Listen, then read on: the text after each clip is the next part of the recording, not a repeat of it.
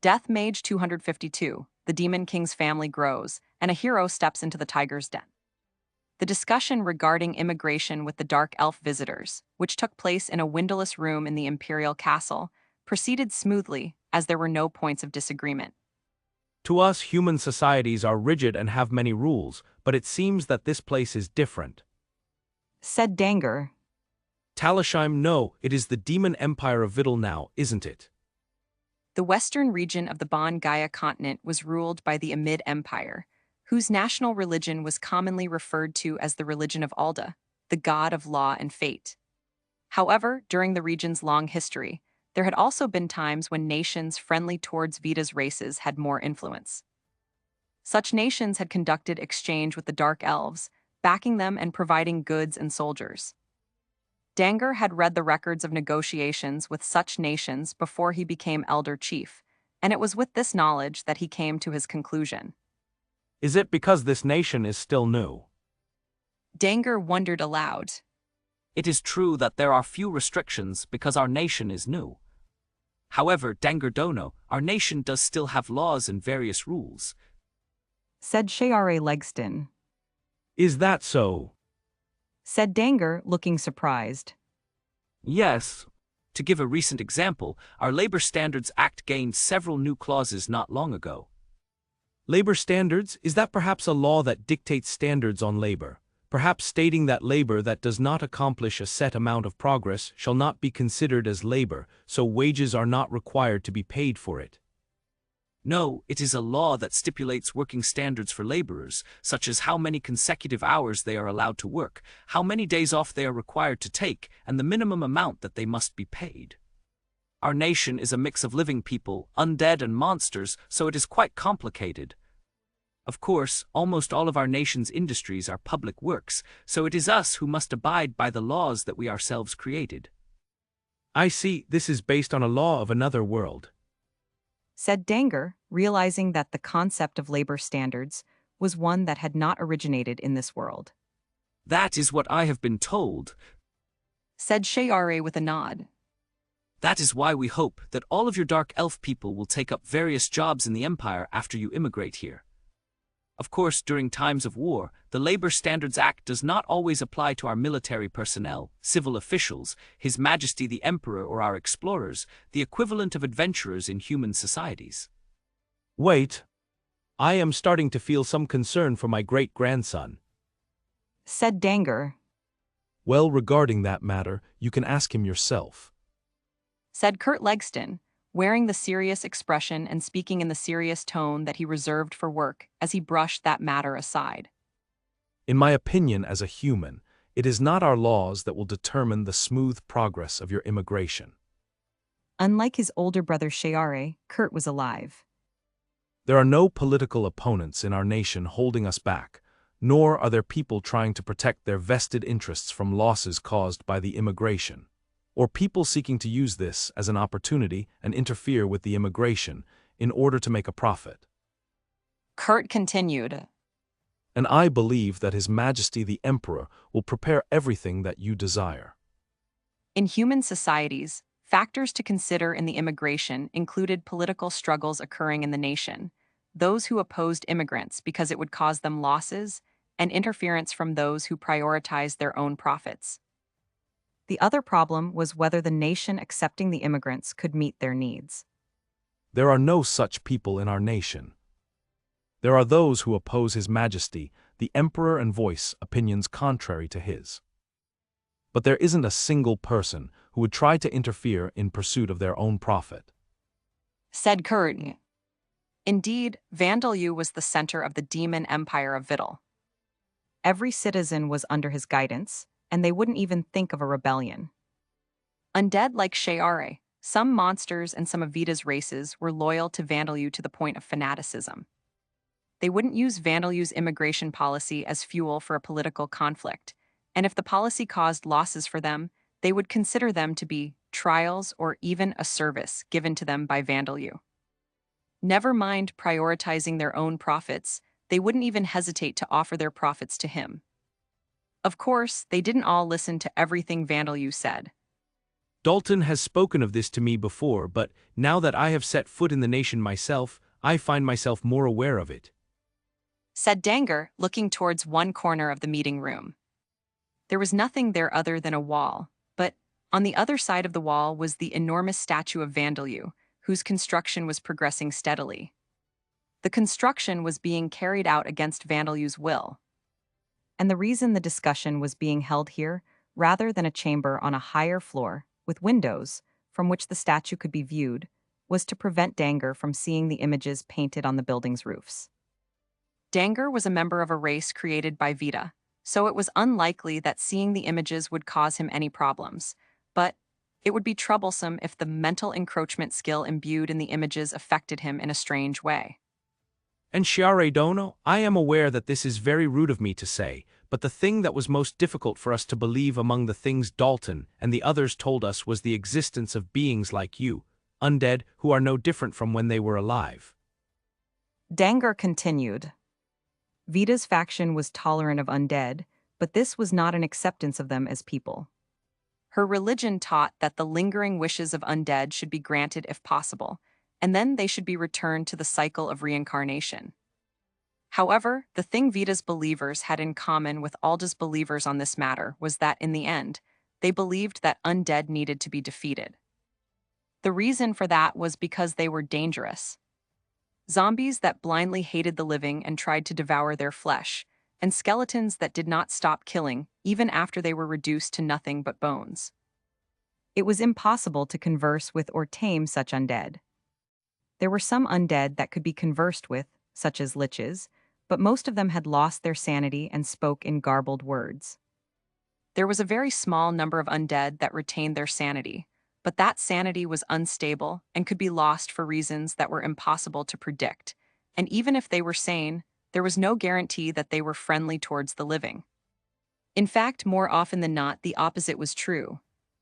Even if that wasn't the case, undead could become sources of disease just by existing, so it was only natural for people to be wary of them. Even for dark elves who worshipped Vita like Danger, this was their perception of undead. I am not surprised. I heard as much from the Black Bull Knight's order, Said Shigare. The Storm of Tyranny's Schneider had made a request to be able to show rational undead in order to help persuade the Dark Elves to immigrate. In response to that request, Gjufedgarn had teleported the undead knights of a knight's order to them. Bone Man or Borkus would have been sufficient, but such high-rank undead might have caused more wariness, so the rank 5 and 6 knights had been chosen instead. The Dark Elves had then gathered around the knights in a clearing some distance away from the village, where they performed various tests to check that they were not living people using some illusions to appear as undead, then conversed with them. After that, they had welcomed the undead warmly and offered alcohol, but this was likely also partly to test the sanity of the undead. Please convey my apologies to the knights for our rude behavior. It seems that this nation is peaceful, so long as that boy remains emperor. Said Danger. He and the other Dark Elf chiefs had experienced firsthand that none other than Vandeleu could stand in the center of the demon empire of Vittel. If anyone were to replace Vandeleu, no matter who it was, a king of one of the nations in the Boundary Mountain Range, or a pure-breed vampire, or Sheare, who was the second in command in the current imperial government, the demon empire of Vittel would likely split apart. One could perhaps say that this was the nation's weakness. But even so, this weakness was not even worth taking into account in comparison to the greater purpose of uniting the forces of Vita's faction to fight against Alda's forces. I will take this matter back to the village and make arrangements for the immigration plan. I hope we can work well together. Danger said. Any nation would go through chaos if the people ruling it were to suddenly change, even though the extent of the chaos would vary between nation to nation. Such an event could even cause a civil war and a division of the nation. Even if that wasn't the case, in this era where Alda's forces were making bold moves, the Dark Elves would not survive if they did not take action due to a fear of change. Realizing this and making his decision, Danger held out his hand, and the cold hand of Sheare shook it firmly. Of course, Dangar Dono. Let us support His Majesty the Emperor together. For all eternity. Sheare said enthusiastically. Dangar's hand was gripped so hard that he took a step backwards. Why yes. After our immigration, I would be honored if I could come not as a representative of my people, but as a civil official to take part in the nation's politics. Kurt, who was standing behind Sheare, smiled. For some reason, his eyes looked as if he were delighted to work with someone that had a lot in common with himself. That is good. I am looking forward to the day that we work together, said Sheare. Indeed, Sheare was counting on joining forces with Dangar and the others, particularly as civil officials. With the signing of the Labor Standards Act and several non-undead civil officials being married and having families, it had become difficult to ask Kurt and the other officials to work absurd hours. Thus, Sheare had wanted more civil officials to fill in for them. However, even though there were more undead physical laborers due to the crushing of the criminal organization in the city of Morksey and other criminals and organizations related to it, the number of undead thinking laborers had not increased much. Sheare's hopes now seemed to rest in the new immigrants. However, I am already over 900 years old. Even though I live longer than a human, my lifespan is not long enough to say, for all eternity. Dangar began, trying to get away from this using his age as a reason.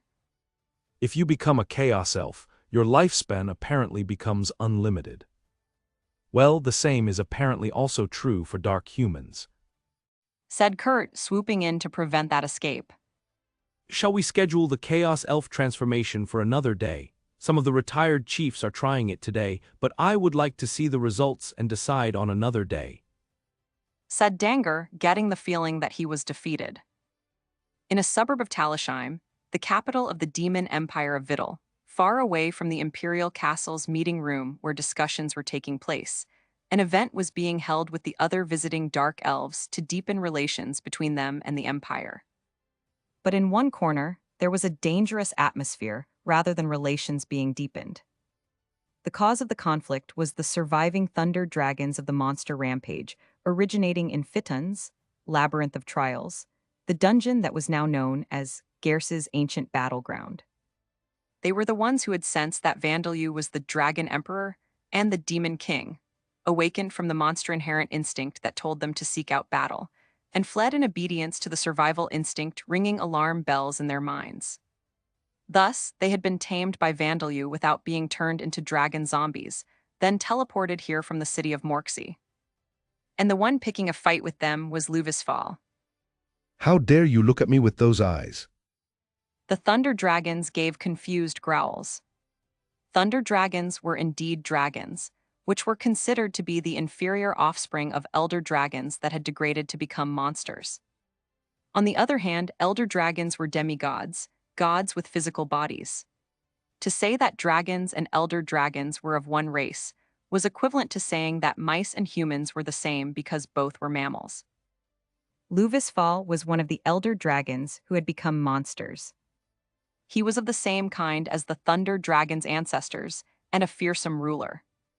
Such a being would not only intimidate a thunder dragon, but cause it to tremble and submit with a single glare. I am not some superior race of wyvern. I am none other than Luvisfal, the raging evil dragon god. Luvisfal shouted at the thunder dragons. But due to a special seal, he had transformed into a creature that was essentially a superior race of wyvern. No matter how much he insisted otherwise, that was all he appeared to be in the eyes of the thunder dragons. Still, the thunder dragons let out noises of wonder and confusion at this wyvern, which had the intelligence to speak that no wyvern normally possessed, and the faint presence of an elder dragon. There's something weird about this one, they told each other. This only enraged Luvisfal further, but he did not lose control of himself and attack them. He let out a frustrated noise. Curses, even after my rank increased, I am a great evil wyvern. Why am I a wyvern? If I were at least a dragon, I would still have some dignity. He had become a rank 8 great evil wyvern, but the thunder dragons were also rank 8. If he were to take them on using force, they would defeat him with their advantage of numbers. Love's bad boy, you have to get along with your friends. HMPH. Said the half-noble orc Povina, lightly smacking Luvisfal's belly with the back of her fist. The force of her strike knocked the wind from Luvisfal's lungs, causing him to cough and collapse onto the ground with a loud noise.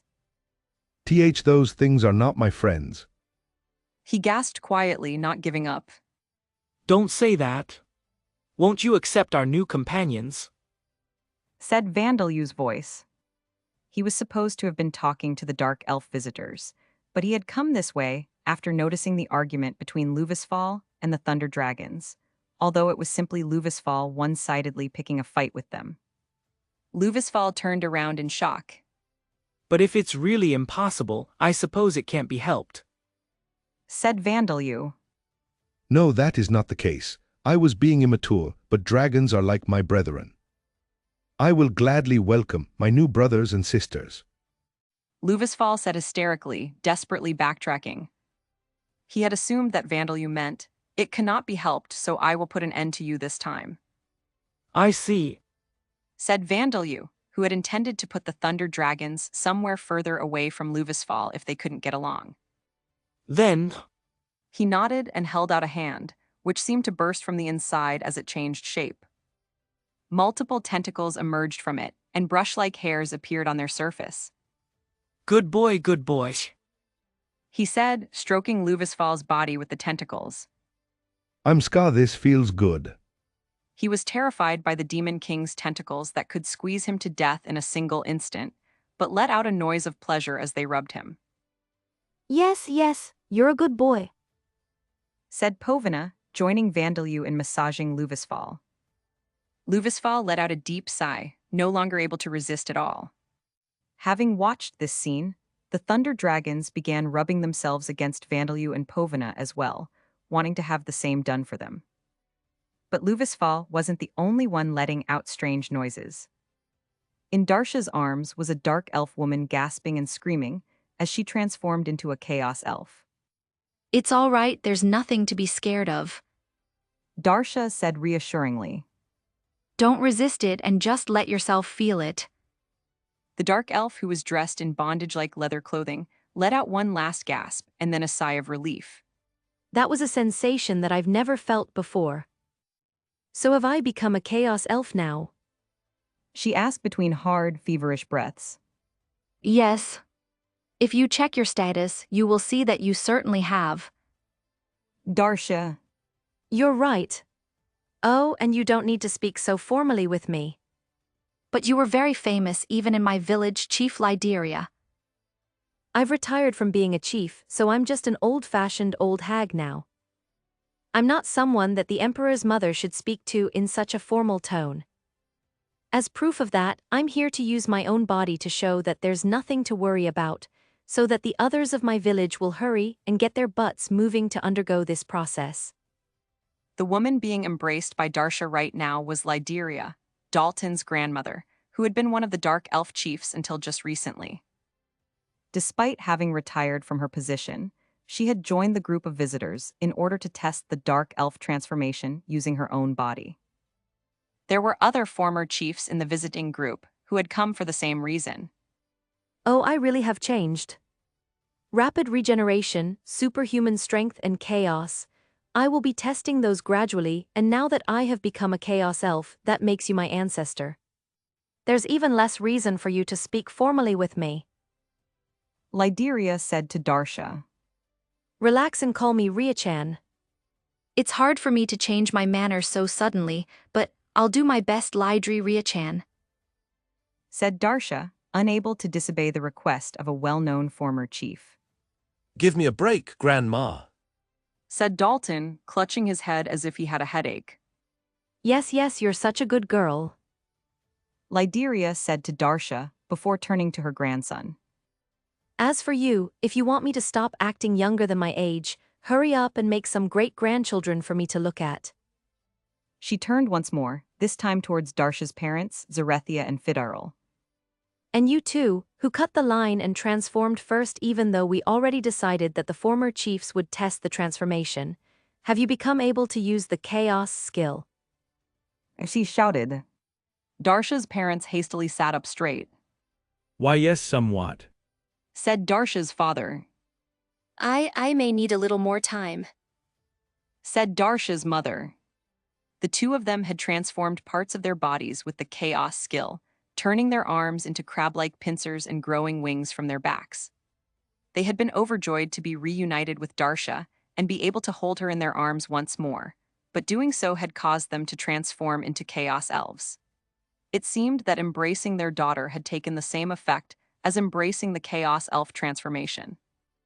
This was an unexpected event for the dark elves, but it was not a grave or serious one, so Lyderia had no intention of punishing them. I see. When we return to the village, I'll have you help me explain the chaos skill to everyone so you can stop now. Do whatever you want with the time we have left. Go and talk with your daughter and your grandson. She told them, thank you very much. Said Darsha's father. Well then, grandfather, grandmother, am I being too formal? Grandpa, grandma. Said Vandalyu, having returned from petting Luvisfal and the Thunder Dragons. His arms had returned to their normal form. I think I'm too old to be calling you Gramps. I don't mind you calling us whatever you find more comfortable, but if you're unsure, how about starting off with grandfather and grandmother? Suggested Darsha's father. I'll do that then. You can call me whatever you prefer too. Said Vandalyu. Then how about Vanchand? Said Darsha's mother. Fidarul, think about the boy's position. We can't call him that in front of everyone. Darsha's father began. I don't mind. Said Vandalyu. You're fine with it, I see. Then I'll call you Van. Darsha's father said. So, what is it you were trying to say just a moment ago? You may have heard about this already, but there are some people that I want to introduce to you too once more, grandfather, grandmother. Said Vandalyu. Zarethia and Fidarul, knowing what was coming, sat up straight. Dalton had already told them that their grandson, whom they had met for the first time today, had multiple fiancées. He was the emperor of a nation, so it was not strange for him to have a fiancée or even multiple fiancées. Polygamy and polyandry were uncommon among dark elves, but not unheard of. Zarethia and Fidarul didn't see it as a problem that the fiancées were of different races. Vandalyu himself was a grandchild born between their daughter Darsha and a young man of a different race. However, the first to be introduced was not one of Vandalyu's fiancées, but his younger sister. First, this is Povina, who isn't related to me by blood but whom I consider to be my younger sister. Nice to meet you. The 3-meter-tall blonde girl said in an energetic greeting. I'm Povina. Zarethia's eyes grew wide in surprise, while Fidarul smiled in happy approval. I noticed her presence, but I was certain that she was one of your fiancées. He murmured. And this is Rapiesage, Yamata, Quinn, Legion, and Juliana. Vandalyu continued. Some of Legion are my brothers rather than sisters, though. The 5 he mentioned emerged smoothly from within the Demon King's shadow. Nice to meet you. Said Rapiesage, partially hiding behind Povina. To meet you. Yamata sang, with only the 9 female upper body halves attached to her necks protruding from within the shadow. It's a pleasure. Quinn said politely. Legion had transformed into Pluto to represent them. We're sure there will be many things that will bewilder you, but stay strong. She said. Forgive my impudence, but I will serve you with my life. Juliana said with a bow. All of them were clearly doing everything they could to cause as little shock to Vandalyu's grandparents as possible. However, Zarethia's eyes were open in unconcealable shock at the sight of a composite zombie who had been sewn together, using the body parts of multiple people and monsters, the upper bodies of 9 beautiful women, and the beautiful 3-meter-tall woman with the features of a bee. He was so shocked that he didn't notice how strange it was for Juliana, who was supposed to be a younger sister to Vandalyu, state that she would serve them with her life. It was possible that he might have been paralyzed with terror if Legion had appeared in their original form. Well, I'm so glad that I have so many grandchildren. Fidarl said in a bright tone, but her eyes were wandering wildly in apparent confusion. Mother, father, what's the matter? Are you all right? Darsha asked, sounding worried. It seemed that what she considered normal had grown considerably dubious, or perhaps she had simply assumed that her parents would be fine with these kinds of things because they didn't live in a human society. It's nothing. I was just a little surprised. I mean, I've become able to transform parts of my body with chaos, and my grandson can transform his arms into tentacles. Everything is fine. He told himself, nodding repeatedly. But at the same time, he shot a look of objection at Dalton.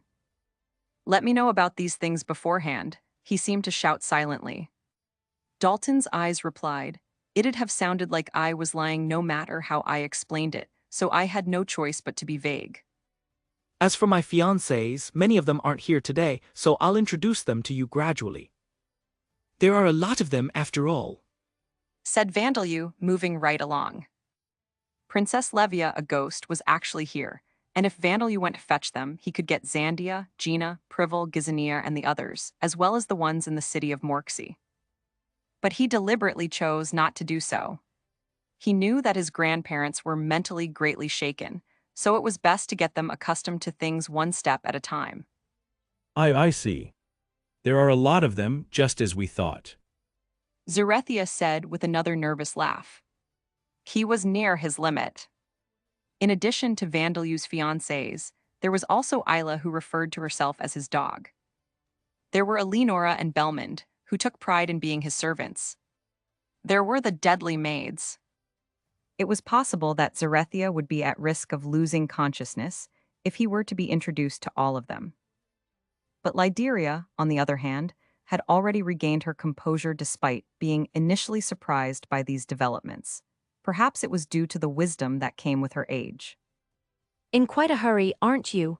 Well, I suppose you would be, given the circumstances. She said, And you're doing better than my grandson, who isn't spreading his seed at all. You don't have a limited lifespan anymore, so you could wait a little more patiently, you know. Dalton muttered under his breath, scowling at his grandmother's indirect criticism. But make sure you don't become a breeding horse who spreads his seed everywhere he likes and then doesn't bother taking care of the children. Lyderia added, Now the criticism's coming my way. Damn it, I know I deserve it and I really do regret it, but I don't have any excuses. It's just as she says, so you be careful. Schneider said to Vandalyu. Yes, in that regard, I intend to think of you as an example of what not to do, Schneider.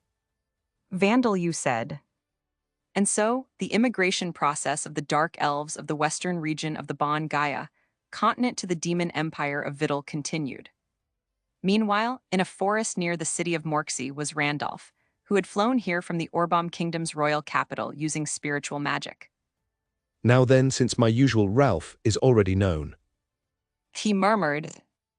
The face and voice of his disguise as a human named Ralph were already known to Natania and the one-armed man. It was likely that his name and a sketch of his face had already circulated around the Adventurers Guild and to the Earl of the city. Randolph didn't mind if his true identity eventually became known to Vandalyu, his target of interest, but until then, he didn't want to cause any unnecessary commotion. With that in mind, Randolph decided to adopt a different disguise from the one he normally used. He took out a piercing, which was a magic item that would change the color of his hair and eyes, and created a hole in his ear to push it through. He healed the wound with spiritual magic, then held his throat and began doing vocal exercises to prepare his voice. I guess a little higher would be better. All right. I'm Rudolph, an elf bard who left his hometown in the forest in order to travel. I am not an adventurer, but I have learned rudimentary magic for self-defense. I came to Morksey after taking an interest in the rumors surrounding it. Let's go with this. He decided, talking to himself in a voice that was considerably higher than his usual speaking voice. And with that, he set off on foot towards the city.